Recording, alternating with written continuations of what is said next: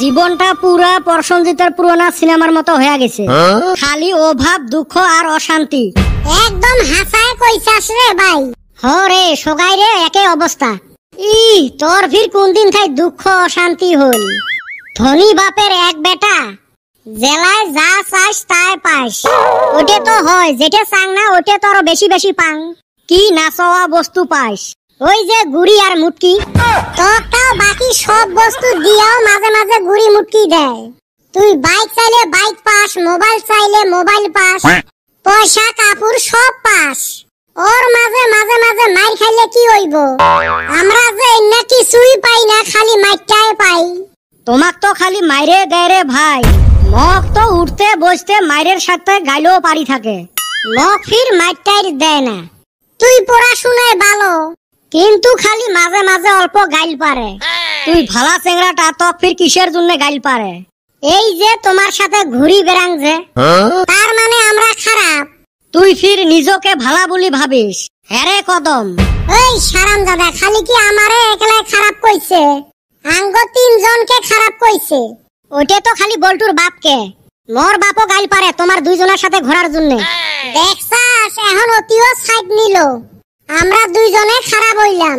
মকো তো সেই গাইল পারে কদমের সাথে ঘোরার জন্য। ও তার মানে আমি কি খারাপ, তোরা ব্যক্তি ভালো। আমার বাবা তো হেই রুম গাইল পারে তখন হাতে ঘোরার জন্য। তাহলে সগাইরে বাপে যদি গাইলে পারে, তাহলে আমার চারজনের ভালা কাই আর খারাপ কাই? এ সগাইরে বাপ মাওয়ে ভাবে নিজের বেটাটাই ভালা, বাকিগুলো সব খারাপ। ওটে আমরা হে জানি কাই কেরুম, শোক শয়তানের আসারি। হইলো তোমরা দুইজন অল্প বেশি। এ বেটা ছাওয়া কিছু কইবি না রে? তুই কো খালি মোর আশাত থাকিস কে?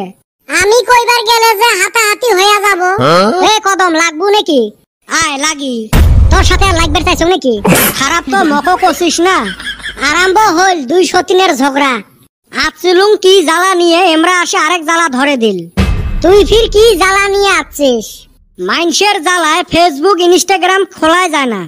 কে কি করছে ফির? কিসের গরমের বন্ধ অল্প দিছে না নাই? এই বলে শিলং ঘুরবের গেছে, এই বলে দার্জিলিং ঘুরবের গেছে, কাকো ফির দেখবো সিকিমত ঘুরবের গেছে। এই ফালে সরল পাড়া আরো কত ঝর্ণার ফটো দেখবো। মাইনসের ঘুরি বেড়া ফটো দেখতে দেখতে না মনটাই খারাপ হয়ে গেছে। আমরাও যাইগা। পকেটত নাই পয়সা, ফুটেনি আছে। এই সারাম দাদা আমার থাইকা 1200 টাকা আছে। তুই 1200 টাকা নিয়ে উরপত বিলত থাই ঘুরি আয়। শিলং দার্জিলিং ঘুরবার গেলে কমসে কম 10-12 হাজার টাকা লাগবে।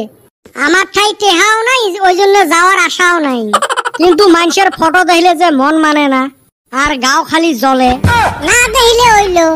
মুই আর দেহং ফেসবুক ইনস্টাগ্রাম খুললে সামনত আসে। ওই যে ফার্স্টত যে কলুং আমার জীবনটাই প্রসেনজিতের পুরানা সিনেমার মতো হইছে, খালি দুঃখ আর দুঃখ। তাওরে ভাই দুঃখ থাকলেও কিন্তু গেদির হাতে প্রেম হইছিল। আঙ্গর কপালে তো ওইটাও জটে না।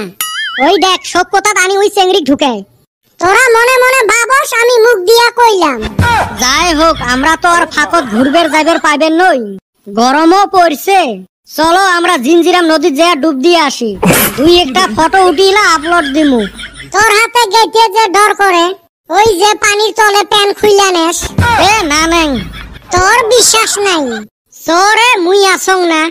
তুই কইছাস যদি তাহলে অপল বিশ্বাস করলাম। যা আঙ্গরে দুঃখর জীবন জিঞ্জিরাম নদীতে গাও দই খাইগা। দার্জিলিং শিলং গেলাম না।